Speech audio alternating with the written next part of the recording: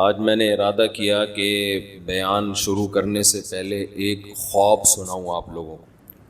آپ بھی حیران ہوں گے کہ آج تک تو کبھی آپ نے خواب کی بات کی نہیں۔ ہمارے جو مؤذن صاحب قاری رشید، اللہ ان کی مغفرت فرمائے، ان کے درجات کو بلند فرمائے، 40 سال سے زیادہ اس مسجد کی انہوں نے خدمت کی۔ تو میں جب اس مسجد میں تقریباً 15-16 سال پہلے آیا تو یہاں میں نے سوچا کہ میں یہاں بیانات کا سلسلہ شروع کروں، درس حدیث دوں، واعظ کروں۔ ہوتا ہے نا، انسان سوچتا ہے کہ بھئی انتظامیہ سے مشورہ بھی ہوا کہ ہفتے میں کتنے دن درس ہوگا، کب ہوگا، کیسے ہوگا۔ تو یہاں ہمارے قاری صاحب تھے، جو قاری رشید صاحب جن کا انتقال ہو گیا، یہ مؤذن تھے۔ انہوں نے مجھے کہا کہ آپ کے آنے کے بعد مجھے ایک خواب آیا ہے، جب آپ یہاں آئے ہیں تو مجھے ایک خواب آیا۔ میں نے کہا جی کیا خواب آیا؟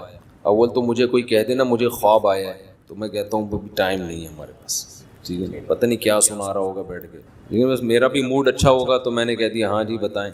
کہنے لگے میں نے خواب میں دیکھا کہ میں اور آپ، یعنی وہ اور میں، کہیں جنگل میں جا رہے ہیں، کہیں سفر پہ۔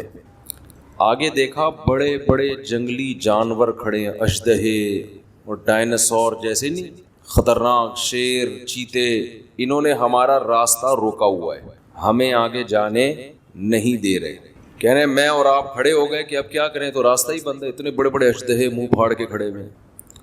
تو کہتے ہیں آپ کے ہاتھ میں قرآن تھا، تو کہیں غیب سے آواز آئی یا کہیں پتہ نہیں کوئی الہام ہوا، کیا ہوا کہ بھئی ان کو قرآن سناؤ، ان کو قرآن کا درس دو۔ تو کہنے لگے آپ نے قرآن اٹھا کے درس دینا شروع کیا اور وہ سارے جانور آہستہ آہستہ اپنی جگہ سے ہٹتے چلے گئے۔ تو میں نے ان سے کہا اس خواب کی تعبیر بہت واضح ہے، دین کی دعوت ایک حق کا راستہ ہے نا، اس میں جو رکاوٹ ڈالنے والے جتنے فتنے ہیں، فرقہ پرستوں کے فتنے ہو گئے، ملحدین کے فتنے ہو گئے، بہت سارے فتنوں کی قسمیں ہیں نا، جیسے جنگلی درندوں کی قسمیں بہت زیادہ ہیں جو آپ کو سیدھے راستے پہ چلنے نہیں دیتے، جو جنگل میں چلنے نہیں دیتے آپ کو، تو ایسے ہی فتنہ پرستوں کی قسمیں بھی بہت زیادہ ہیں۔ کچھ فرقواریت کی آگ میں جھلسائیں گے آپ کو، کچھ اسلام سے بدگمان کریں گے، کچھ اسلاف سے بدگمان کریں گے۔ تو اس خواب میں میں نے کہا اشارہ ہے کہ سب کا ایک ہی حل ہے کہ ان کو کس پہ لگا دو، قرآن پہ۔ تو اس سے آہستہ آہستہ یہ سارے خود بخود ختم ہونا شروع ہو جائیں گے۔ تو اس لیے میں نے درس قرآن کو کوشش کی ہے زیادہ فوکس کروں میں۔ پھر قرآن میں بھی آج کل مسئلہ یہ ہے کہ جو قرآن، جس کے دماغ میں کچھ ہوتا ہے نا، وہ اس کے حساب سے قرآن سناتا ہے۔ میں اپنی مثال دے دوں، اگر میں نے دماغ میں 4 شادیاں مسلط کی ہوئی ہیں تو میں ہر آیت سے 4 شادیاں کشیدتا رہوں گا، ٹھیک ہے نا۔ یہ ہوتا ہے بعض خطیبوں کے ساتھ، ہر چیز ادھر ہی اٹھا کے فٹ کریں گے۔ میں نہیں کرتا ایسے، لیکن ہو سکتا ہے یہ نفسیات بن جاتی ہے انسان۔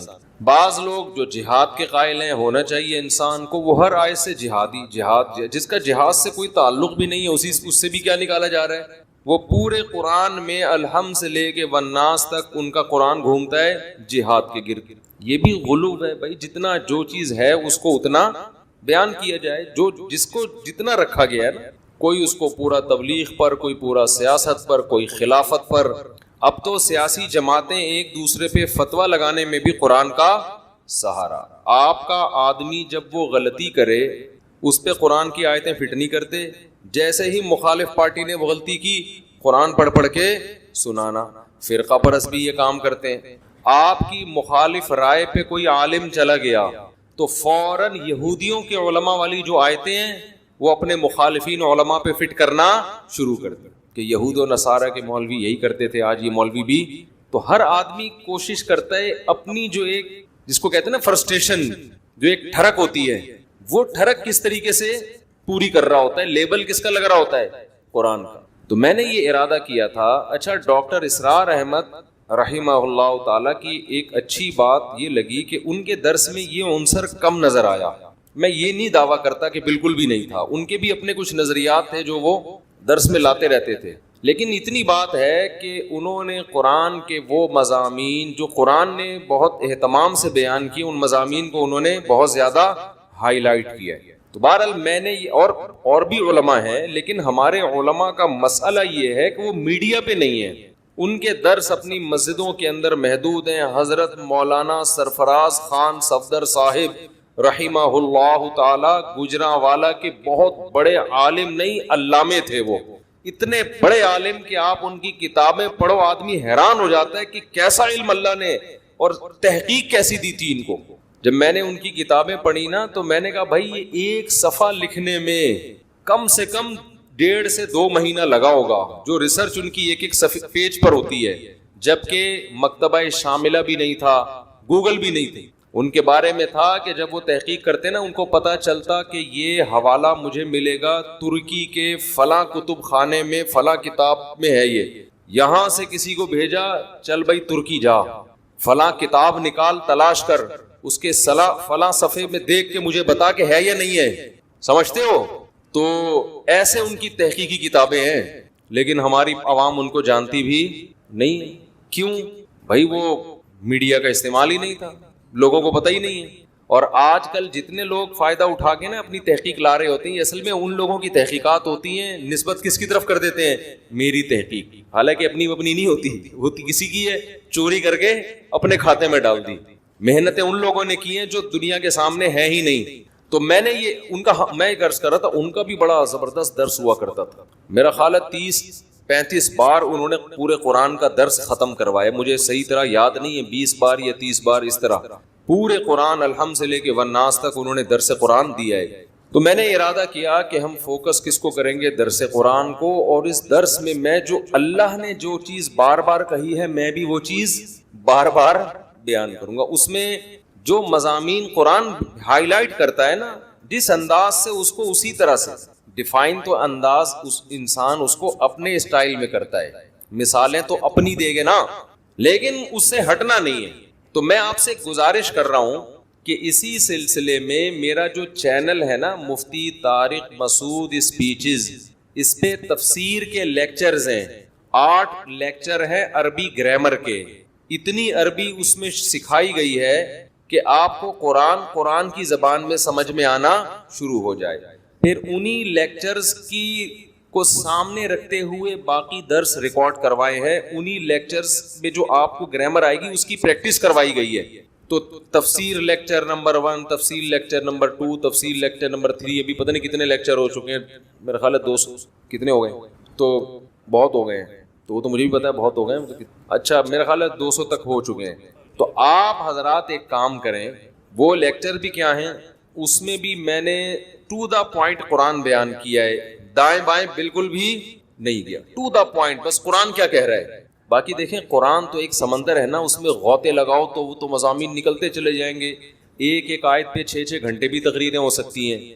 لیکن ہم نے کوشش کی ہے کہ اس کو بس قرآن سمجھ میں آ جائے کہ اللہ ہم سے کیا رہا ہے.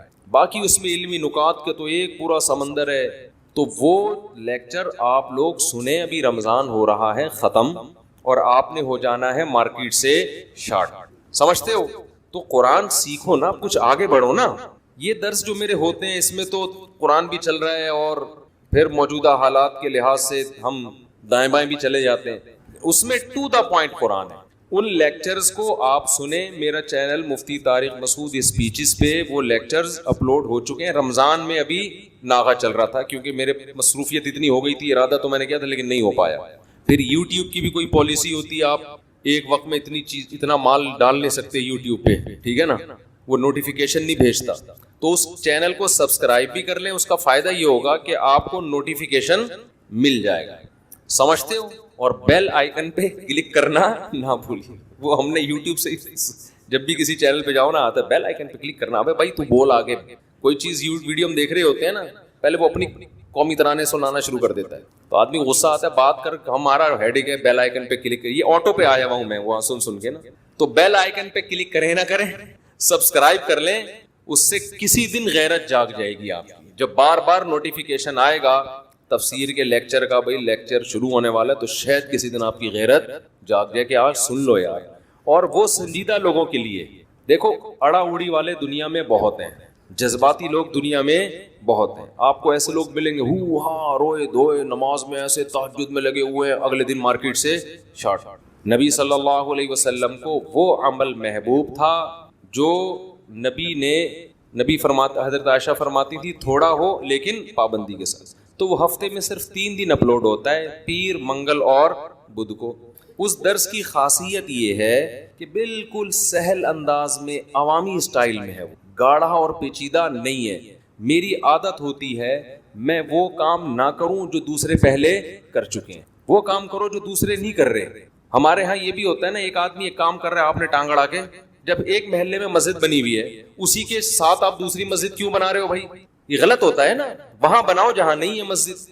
تو میری عادت یہ ہوتی ہے کہ جو کام پہلے آلریڈی ہو چکا ہے میں وہ نہ کروں. تو جب میں نے یہ تفسیر کے لیکچر ریکارڈ کرنے کا ارادہ کیا، مجھے پتا تھا اس میں بہت ٹائم لگے گا، لیکن ہم نے کہا اب تک یوٹیوب پہ اس طرز کے تفسیر قرآن کے لیکچر موجود نہیں ہیں. اگر کوئی پورا قرآن سن کے سمجھنا چاہتا ہے اور تھوڑا چاہتا ہے کہ مجھے عربی بھی آ جائے، تو میری ابھی تک میری تحقیق سے پتا چلا ہے کہ ایسے لیکچرز ابھی تک موجود نہیں ہیں. ڈاکٹر اسرار احمد کے ہیں لیکن وہ اس طرز کے نہیں ہیں، وہ الگ انداز ہے، اس کی اپنی افادیت ہے. تو الحمد سے لے کے والناس تک کوئی اگر قرآن سمجھنا چاہے گا، میں انشاءاللہ امید سے کہتا ہوں کہ اگر وہ اس طرز پہ سنے گا نا تو آہستہ آہستہ عربی سے اس کو اتنی مہارت ہو جائے گی کہ خود بخود آگے قرآن سمجھ میں آنا شروع ہو جائے گا.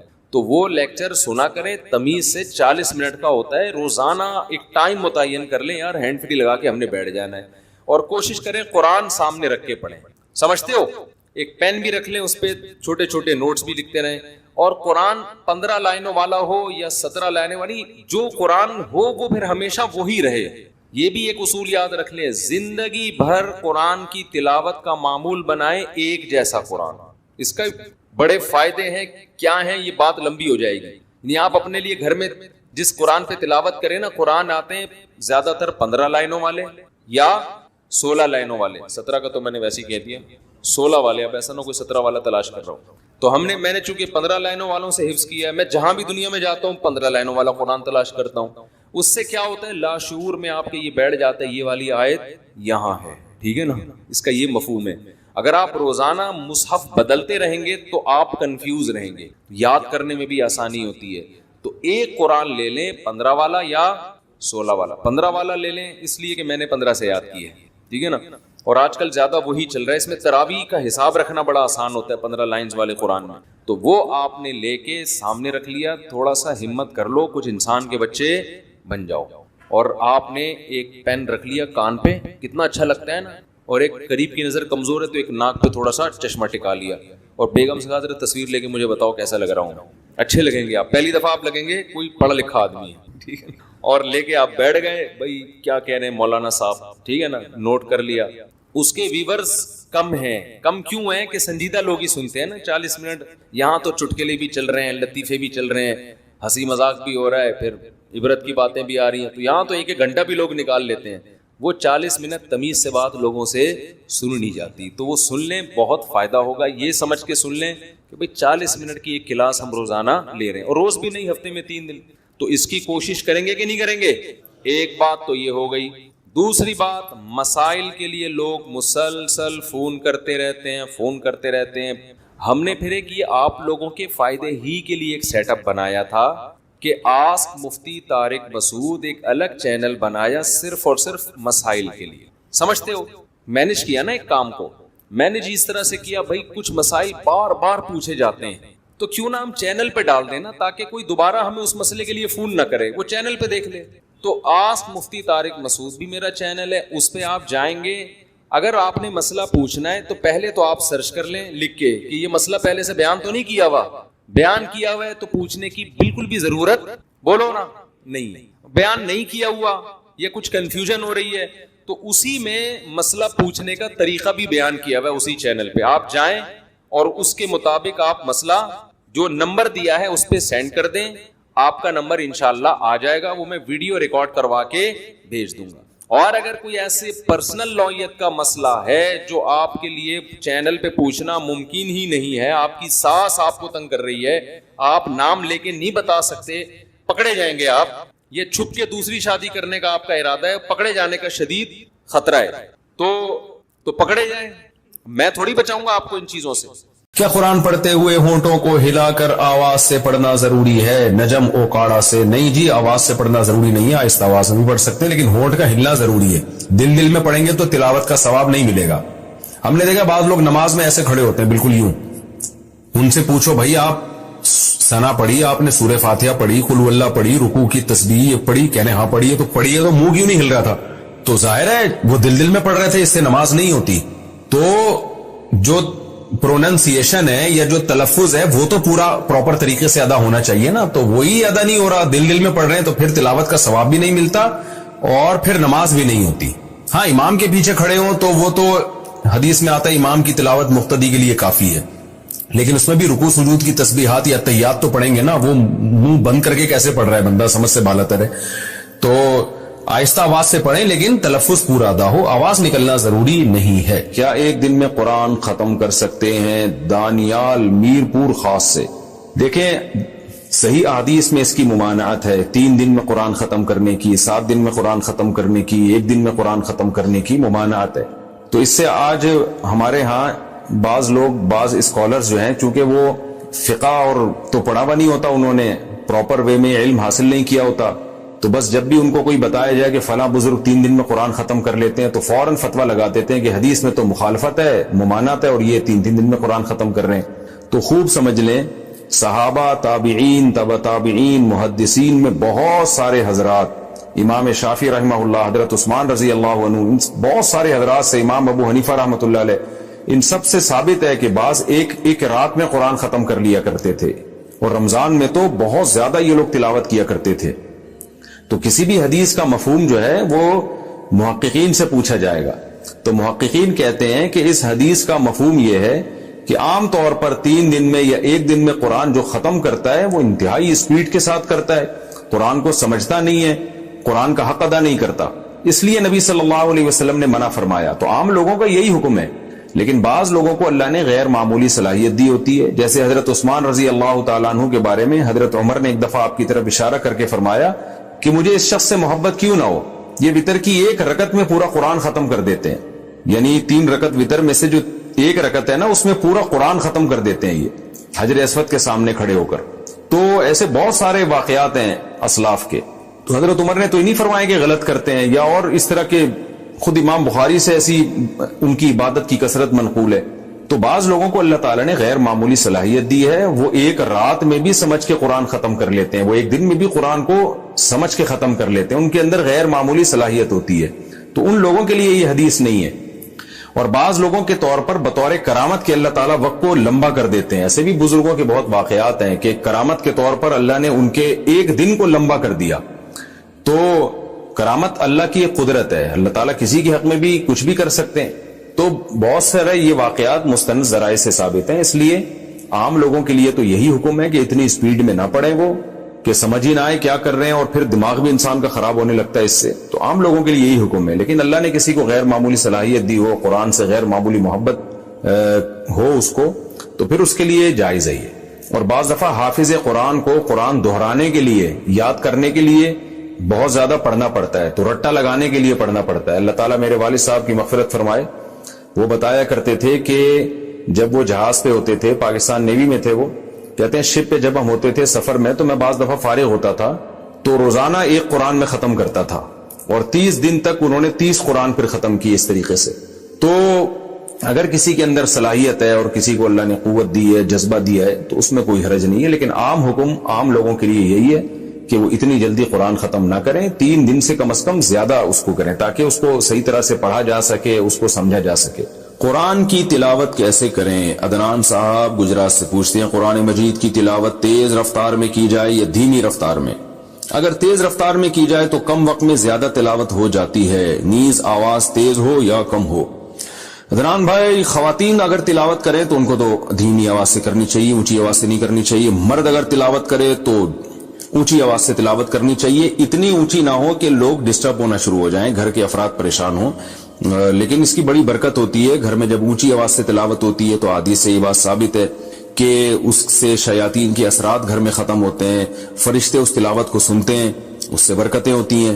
اور ویسے بھی ہمیں یاد ہے ہمارے والد صاحب جب شام کو آیا کرتے تھے گھر میں ڈیوٹی سے, تو نہا دھو کے بیٹھ کے تلاوت کرتے تھے اونچی آواز سے, تو گھر میں ایک بڑی برکت سی محسوس ہوتی تھی. ان کے انتقال کے بعد وہ تلاوت کی آواز ہمیں نہیں آتی تھی, ایک کمی محسوس ہوتی تھی. تو گھر کا سربراہ گھر میں بیٹھ کے اگر اونچی آواز سے تلاوت کرے تو اس کی اور ہی الگ برکت ہوتی ہے. لیکن اس میں یہ بات بہرحال ضروری ہے کہ گھر کے افراد کو تکلیف نہ ہو. ایسا نہ ہو کوئی بچہ آپ کا پڑھ رہا ہے, اسٹڈی کر رہا ہے, اس کا صبح ایگزام ہے اور آپ اس کو تلاوت سنا رہے ہیں, تو وہ بعض دفعہ پھر پریشانی کا سبب بنتی ہے یہ چیز. رہا یہ مسئلہ کہ اسپیڈ میں تلاوت کی جائے یا آہستہ رفتار سے, اسپیڈ میں بھی تلاوت کر سکتے ہیں, اور اگر آپ سمجھتے ہیں اس سے زیادہ تلاوت ہو جائے گی تو تیز رفتاری سے تلاوت کریں. لیکن تیز رفتاری کی ایک حد ہے, اتنی رفتار کے الفاظ سمجھ میں نہ آئے, کوئی سن رہا ہو تو اس کے سمجھ میں ہی نہ آئے کہ آپ کیا کہہ رہے ہیں, یا عالمون تعلمون کے علاوہ کوئی سمجھ میں نہ آ رہا ہو, تو پھر یہ اتنی اسپیڈ جائز نہیں ہے. تو رفتار میں بھی تلاوت کی جا سکتی ہے, بلکہ کرنی چاہیے تاکہ زیادہ سے زیادہ تلاوت ہو سکے. اور اس رفتار میں تجوید کے قواعد کا خیال کرنا چاہیے. ہاں اگر سمجھ کے قرآن پڑھ رہے ہیں, آپ کو عربی آتی ہے ماشاءاللہ, تو پھر اتنی اسپیڈ ہو کہ آپ کو یہ پتہ بھی چلے کہ آپ یعنی مفہوم کی طرف بھی آپ کی توجہ جائے. اتنی زیادہ اسپیڈ کر لینا کہ مفہوم ہی سمجھ میں نہ آ رہا ہو آپ کے, تو بھی غلط ہے. تو اگر قرآن سمجھ کے پڑھیں گے تو پھر اتنی رفتار ہونی چاہیے کہ آپ کو ایک ایک آیت پہ غور کرنے کا موقع ملے. نماز کے ممنوع اوقات کون کون سے ہیں؟ نفل نماز کے ممنوع اوقات کون کون سے ہیں؟ طاہر انصاری فرانس سے. دیکھیں نماز کے جو ممنوع اوقات ہیں, ایک تو یہ ہے کہ سورج کا ذرا سا کنارہ نکل جائے, یعنی جب فجر کی نماز قضا ہوتی ہے نا, جس ٹائم پہ سورج ذرا سا نکل جائے تو اب مکروہ وقت شروع ہو گیا, جب تک کہ وہ ایک نیزے تک نہیں پہنچ جاتا, یعنی اتنا بلند نہ ہو جائے کہ اس کی میں جو ہے نا تھوڑی سی چمک پیدا ہو جائے. جو پاکستان اور ہندوستان میں تقریباً 15 سے 20 منٹ کا ٹائم ہوتا ہے یہ, اور دوسرے ملکوں میں زیادہ بھی ہو سکتا ہے, ناروے میں ہو سکتا ہے بہت ہی زیادہ ہو, لیکن وہاں کے حکام الگ ہیں. تو یعنی سورج میں تھوڑی سی تیزی پیدا ہو جائے تو اس وقت پھر آپ نماز پڑھ سکتے ہیں. دوسرا مکروہ وقت ہے جب سورج بالکل سر پہ پہنچ جائے, جس کو زوال کا وقت کہتے ہیں, تو یہ تقریباً 10 منٹ کا ہے. یعنی اگر ٹائم لکھا ہے نا زوال کا وقت 12:30, تو سمجھ لیں کہ 12:25 سے 12:35 تک مکروہ وقت ہے, یعنی 5 منٹ پہلے اور 5 منٹ بعد میں. اور جب سورج غروب ہونے لگتا ہے تو جب غروب ہونے کے قریب پہنچ جائے گا, یعنی غروب ہونے سے ہندوستان پاکستان میں تقریباً 15 سے 20 منٹ پہلے, جب اس میں کی تیزی میں کمی پیدا ہو جائے, یعنی سورج کی چمک باقی نہ رہے, تو غروب ہونے سے 15-20 منٹ پہلے تک یہ ایسا ہوتا ہے, تو اس وقت بھی مکروہ وقت شروع ہو جاتا ہے. اس وقت بھی کوئی نماز نہیں پڑھ سکتے جب تک سورج مکمل غروب نہ ہو جائے. البتہ اس دن کی عصر اگر نہ پڑی ہو تو پھر پڑھیں گے آپ, کیونکہ عصر کا وقت باقی رہتا ہے. اگرچہ مکروہ ہے عصر کو اتنی دیر تک تاخیر کرنا, گناہ ہے, لیکن بہرحال وہ والی عصر آپ کو پڑھنی پڑے گی اس دن کی, اس کے علاوہ کوئی نماز نہیں پڑھ سکتے آپ. تو یہ 3 اوقات مکروہ ہیں, اس کے علاوہ کوئی وقت مکروہ نہیں ہے. زوال کے وقت قرآن پڑھنا, کیا زوال کے وقت قرآن پڑھ سکتے ہیں؟ زیبا گل لندن سے. جی ہاں پڑھ سکتے ہیں. اچھا بھائی, ظہر میں عصر کی نیت کر لی تو کیا حکم ہے؟ میں ظہر کی نماز پڑھنے جا رہا تھا, لیکن نیت باندھتے وقت میں نے عصر کا لفظ بول دیا, تو کیا میری نماز ہو جائے گی یا نہیں؟ توفیق احمد لدھیانہ انڈیا سے. دیکھیں آپ ظہر پڑھنے جا رہے تھے, دل میں آپ کے ظہر تھی, اگر آپ نے زبان سے عصر بول دیا لیکن دل میں ظہر ہی تھی تو آپ کی ظہر ہی کی نماز ہوگی. زبان کا اعتبار نہیں ہے, دل کی نیت کا اعتبار ہے. لیکن جب آپ نے زبان سے عصر بولا تو دل میں بھی آپ کے عصر تھا, تو پھر ظہر کی نماز آپ کی نہیں ہوئی. عصر کی بھی نہیں ہوئی کیونکہ عصر کا ٹائم ہی شروع نہیں ہوا تھا, اور ظہر کی ویسے ہی نہیں ہوئی کیونکہ آپ نے نیت عصر کی ہے. تو زبان کو نہیں دیکھا جائے گا, دل میں آپ کے کیا تھا یہ دیکھا جائے گا. نام رکھنے سے پہلے عقیقہ کرنا. اگر کسی کے ہاں بچے کی پیدائش ہوئی اور اس نے بچے کا نام ابھی فائنل نہیں کیا تھا کہ 4-5 دن میں عقیقہ کر لیا, تو کیا بغیر نام رکھے عقیقہ صحیح ہو جائے گا؟ بلال انصاری انڈیا سے. جی ہاں صحیح ہو جائے گا. عقیقے کے لیے بچے کا نام رکھنا پہلے سے یہ ضروری نہیں ہے. رنگ ٹون پر گانا سننے کا کیا گناہ ہوگا؟ جب ہم کسی کو کال ملاتے ہیں تو بعض دفعہ رنگ ٹون پر گانا لگا ہوتا ہے, تو کال کرنے والے کو گانا سننے کا گناہ تو نہیں ملے گا. ساجد صاحب انڈیا سے. نہیں جی, گانا سننے کا گناہ نہیں ملے گا, وہ سن تھوڑی رہا ہے, وہ تو کال ملا رہا ہے, وہ تو خود بخود ایک کان میں آ رہا ہے. تو آپ غور نہ لگائیں, اس پہ دھیان نہ دیں, اس سے لذت حاصل نہ کریں. تو اگر آپ نے جان کر دھیان لگایا, اس سے لذت حاصل کرنا شروع کر دی, پھر گانا سننے کا گناہ ہوگا. تو ویسے رنگ ٹون پہ گانے نہیں لگانے چاہیے, یہ غلط کرتے ہیں لوگ. کون سے رشتہ داروں سے پردہ ہے؟ پردے کے بارے میں بتا دیں کہ مرد کو کون کون سے رشتہ داروں سے پردہ کرنا چاہیے، اسی طرح عورت کو کون کون سے رشتہ داروں سے پردہ کرنا چاہیے، تفصیل سے بتا دیں۔ ساجد صاحب انڈیا سے، بھائی مرد کو کون کون سے رشتہ داروں سے پردہ کرنا چاہیے، یہ سوال ہی غلط ہے، کیونکہ پردہ عورت کا پر فرض ہے، مرد پہ فرض نہیں ہے۔ پردہ عورت کرتی ہے، مرد نہیں کرتا۔ مرد کو تو یہ کہ کسی غیر محرم کو تاڑ کے نہ دیکھے اور بری نیت سے نہ دیکھے، تو یہ ہے مرد پر احتیاط لازم ہے۔ عورت پر یہ ہے کہ وہ پردہ کرے گی، وہ مرد کے سامنے آنے سے احتراز کرے گی، وہ اپنی باڈی کو، اپنے چہرے کو چھپائے گی، جو جوان عورت ہے۔ تو اب کون سی یہ اس عورتیں ہیں جن پر، یعنی عورتوں پر اپنے کن رشتہ داروں سے پردہ فرض ہے؟ تو اللہ نے سورہ حجاب میں اور سورہ نور میں اس کی پوری تفصیل بیان کی ہے۔ یعنی پردہ وہ حکم ہے کہ محرم اور نامحرم کو بہت ڈیٹیل سے اللہ نے ایکسپلین کیا ہے سورہ نور میں اور سورہ احزاب میں۔ تو لا جناح علیہن فی آبائہن ولا ابنائہن، یہ پوری آیتیں، ولا یبدین زینتہن الا لبعولتہن او آبائہن او آباء بعولتہن او ابنائہن او ابناء بعولتہن او اخوانہن او بنی اخوانہن او بنی اخواتہن، یہ پوری اللہ نے سورہ نور میں ڈیٹیل بیان کی ہے۔ تو اس کا حاصل میں آپ کو بیان کر دیتا ہوں کہ عورت پر پردہ جن سے فرض نہیں ہے، وہ جب پتہ چل جائیں گے تو ظاہر ہے اس کے علاوہ جتنے مرد ہیں سب سے پردہ فرض ہے، کیونکہ جن سے فرض ہے نا، جن سے پردہ، ان کی تعداد زیادہ ہے، تو ان کو نہیں قرآن نے بیان کیا، وہ تو بہت زیادہ کروڑوں اربوں لوگ ہیں جن سے عورت پہ پردہ فرض ہے۔ تو وہ تمام لوگ جن سے پردہ فرض نہیں ہے ان کو اللہ نے بیان کیا کہ بس ان سے نہیں ہے، ان کے علاوہ سب سے۔ تو باپ، دادا، اسی طرح نانا اور پرنانا، یہ جتنے بھی اصول ہوتے ہیں ان سے عورت پہ پردہ فرض نہیں ہے۔ اسی طرح اپنا بیٹا، بیٹی، پھر بیٹی کا بیٹا، بیٹے کا بیٹا، جو جس کو فرو کہتے ہیں، یعنی آپ کی اولادیں، پوتے، نواسے، سب ان سے بھی پردہ فرض نہیں ہے۔ اسی طرح اپنے سگے بھائیوں سے یا سوتیلے بھائی جو باپ شریک یا ماں شریک ہوں، ان سے بھی پردہ فرض نہیں ہے۔ پھر سوتیلے بھائیوں کے بچے، پھر ان کے بچوں کے بچے، کسی سے بھی پردہ فرض نہیں ہے۔ پھر بہنوں کے بچے، جس کو بھانجا کہا جاتا ہے، بھانجوں سے بھی پردہ فرض نہیں ہے، چاہے سگی بہن ہو چاہے سوتیلی بہن ہو۔ سوتیلی کا مطلب باپ یا ماں دونوں کی ایک ہو، یعنی عورت کی جو بہن ہے تو اس بہن کی یہ ماں شریک بہن ہو یا باپ شریک بہن ہو یا دونوں شریک بہن ہو، تو تینوں قسم کی بہنیں اس میں داخل ہیں۔ Thanks for watching. Don't forget to like, comment, share and subscribe to Mufti Tariq Masood, famous scholar. دیکھو، ربیع الاول کے بارے میں لوگ اکثر ایک سوال پوچھتے ہیں کہ عید میلاد النبی منانا، اس میں جشن کرنا، نبی صلی اللہ علیہ وسلم کی آمد پہ خوشی منانا، یہ اسلام میں کیسا ہے؟ ہم رسول اللہ صلی اللہ علیہ وسلم کی سیرت دیکھتے ہیں۔ پہلی بات تو یہ کہ 12 ربیع الاول نبی کا یوم ولادت ہے، اس پر کوئی صحیح روایت موجود نہیں ہے۔ اگر ہے تو بھائی کوئی دکھا دے، بھائی یہ روایت ہے، اس کے یہ راوی ہیں، سارے ثقہ راوی ہیں، ایسی کوئی روایت موجود نہیں ہے۔ اور اس کی وجہ یہی ہے کہ اللہ تعالیٰ نے اپنے نبی کی ولادت کے دن کو امت سے چھپا لیا ہے تاکہ اس میں خرافات نہ، کیونکہ پچھلی امتوں نے کیا نا اپنے انبیاء کی ولادتوں کے دن کے ساتھ۔ لیکن اگر فرض کر لیں، لوگ بحث کرتے ہیں نہیں جی فلاں نے لکھا ہے تو فلاں نے لکھا ہے، چلو مان لیا کہ 12 ربیع الاول نبی کا یوم ولادت ہے، تو ہمیں رسول اللہ صلی اللہ علیہ وسلم کی سیرت میں یوم ولادت پہ کیا کرنا ملتا ہے؟ احادیث صحیحہ سے صحیح حدیث ہے کہ نبی صلی اللہ علیہ وسلم پیر کے دن کا روزہ رکھتے تھے۔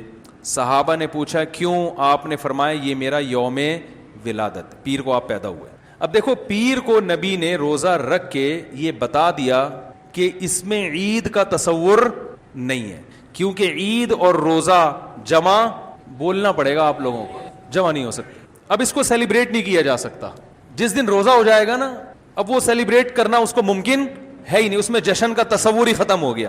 جو ہماری عیدیں ہیں ان میں روزہ رکھنا جائز ہے؟ عید الفطر کو کوئی روزہ رکھے؟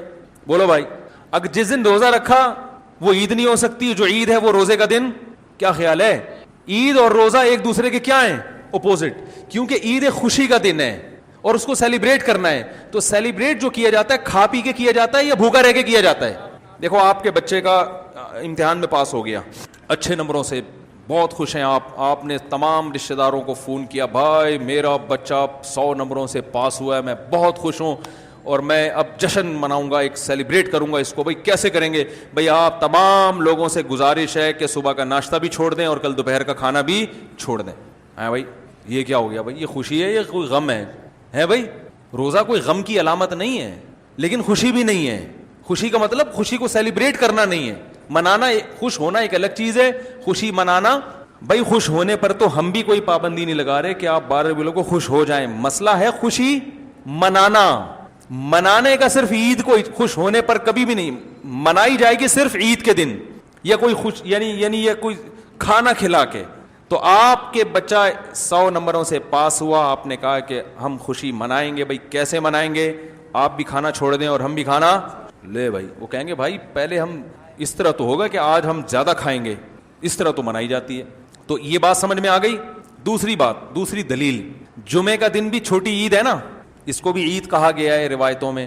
اسی وجہ, اور عید کے بہت سارے احکام جمعے کے دن بھی لاگو ہوتے ہیں. غسل کر کے نہا دھو کے مسجد میں اجتماع ہوتا ہے, عید کے دن بھی غسل کر کے نہا دھو کے اجتماع ہوتا ہے. نبی جمعے کے دن بھی اچھے کپڑے پہنتے تھے, ہم عید کے دن بھی بولتے کیوں نہیں اچھے کپڑے پہنتے ہیں. جمعے کے دن بھی خوشبو لگا کے نہا دھو کے, عید کے دن بھی ایسے ہی. اور حدیث میں جمعے کے دن کو بھی روزے کے ساتھ خاص کرنے سے منع کیا گیا ہے. لا تختصوا لیلۃ الجمعۃ بصلاۃ ولا یوم الجمعۃ بصوم. حدیث میں آتا ہے جمعے کی جو رات ہے اس کو عبادت کے ساتھ خاص مت کرو, اور جمعے کے دن کو روزے کے ساتھ خاص مت. جمعے کو روزہ رکھنا کوئی اضافی فضیلت نہیں ہے, ویسے جائز ہے روزہ رکھنا کہ آپ کی چھٹی جمعے کو ہوتی ہے اس لیے رکھ لیا تو ایک الگ بات ہے, لیکن اس کو خاص فضیلت دے کے رکھنا تو یہ مکمل عید تو نہیں ہے. اس میں عید کا لک بہرحال بولو بھائی ہے, خطبہ بھی ہے, جیسے عیدین میں خطبہ بھی ہوتا ہے, 2 رکعتیں ہیں عیدین میں بھی 2 رکعت, تو لک ہے اس میں. اب ذرا ٹیکنیکل پوائنٹ کو سمجھیے گا آپ لوگ. یہودی سب سے پرانی قوم ہے, ان کے لیے جو مقدس دن تھا وہ کون سا تھا؟ ہفتہ, اور وہی ان کی چھوٹی عید تھا. سب سمجھ رہے ہیں نا, اسی میں وہ اجتماع کرتے تھے. عیسائی اس کے بعد آئے, ان کے لیے کون سا ہوا؟ اتوار کو, جو ہفتے کے بعد ہے. مسلمان ان کے بھی بعد آئے, تو ہمارے لیے کون سا ہونا چاہیے تھا؟ پیر. اور یہ یوم ولادت بھی تھا, تو اس کو تو زیادہ فضیلت ہونی چاہیے تھی نا بھائی, عقلی لحاظ سے بھی اور جو حکمت ہے اس کے لحاظ سے بھی. عقلی لحاظ سے اس لیے کہ وہ پہلے تھے تو ہفتہ, پھر اس کے بعد اتوار, تو اب ہمارے لیے پیر. اور اس لیے بھی کہ نبی کا یوم ولادت ہے, تو یہ بطریق اولا پیر کے دن کو فضیلت ملنی چاہیے تھی, کیونکہ وہ نبی کا یوم ولادت ہے. لیکن چونکہ اس میں عید کا کانسیپٹ ہے نا, اس لیے پیر کا نہیں ہوا, بلکہ ریورس کر کے کہاں لے گئے؟ جمعے کی طرف. تو پیر کے دن یا نبی کے یوم ولادت سے عید کا کانسیپٹ اسلام نے کھرچ کے نکال دیا ہے کہ اس میں عید کا کانسیپٹ ہو ہی نہیں سکتا, اپوزٹ ہے اس کا, روزہ ہے.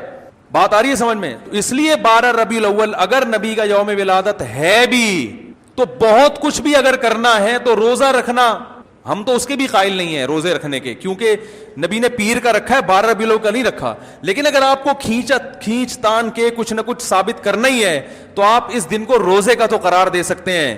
آپ اس دن کو سیلیبریٹ کرنا یا عید قرار دینا آپ کے لیے ممکن, قرآن و سنت نبی کی تعلیمات کے مطابق عید کا دن قرار دینا ممکن نہیں ہے, آپ ممکن نہیں ہے. دوسری بات, ابھی بات مکمل نہیں ہوئی ہے, ایک پوائنٹ اور رہ گیا. اسلام میں عیدیں صبح کے وقت ہوتی ہیں, رات کو عیدیں غیر مسلموں کی ہوتی ہیں. کرسمس زیادہ جوش و خروش سے کم منایا جاتا ہے رات کو, کیونکہ اس میں ڈھول ڈھمکے ہوتے ہیں, لائٹنگ ہوتی ہے. لائٹنگ رات کو جچتی ہے, دن میں لائٹنگ بولو بھائی نہیں. جبکہ اسلام کے جو تہوار ہیں وہ کب ہوتے ہیں؟ صبح کے وقت. صبح آپ اشراق کے وقت آؤ گے, نماز پڑھو گے, سوئیاں کھاؤ گے, گلے ملو گے, پتلی گلی سے نکل لو. عید الاضحیٰ میں بھی صبح آؤ گے, نماز پڑھو گے, قربانی کرو گے, گوشت کھاؤ گے, ٹھیک ہے نا. یہ سب کام تبھی فقہاء نے لکھا ہے کہ مغرب کی نماز کے بعد جانور کو قربان کرنا مکروہ ہے, جائز ہے مگر مکروہ, کیونکہ شاعر اسلام میں سے دن میں ہوگا. یہ رات کو شریعت نے اس لیے نہیں رکھا کہ رات کا وقت نا گناہوں کی طرف لے جاتا ہے. جب خوشی منائی جاتی ہے تو رات کو انسان ٹریک سے ہٹنے کا خطرہ زیادہ ہوتا ہے. جبکہ 12 ربیع الاول کو جو عید منائی جاتی ہے وہ دن میں زیادہ منائی جاتی ہے, رات کو. ساری لائٹنگ رات کو ہوتی ہے, سارے جو نعت اور میوزک کے ساتھ وہ سب کب ہو رہا ہے؟ رات کو. یہ خود اسلام کے مزاج کے خلاف ہے. تو پتہ ہی چلتا ہے بھائی, بہت معذرت کے ساتھ, کسی پہ طنز مقصد نہیں ہے. دیکھو اللہ اس کے رسول صلی اللہ علیہ وسلم کو فالو کرنا یہ عشق نبی ہے اصل.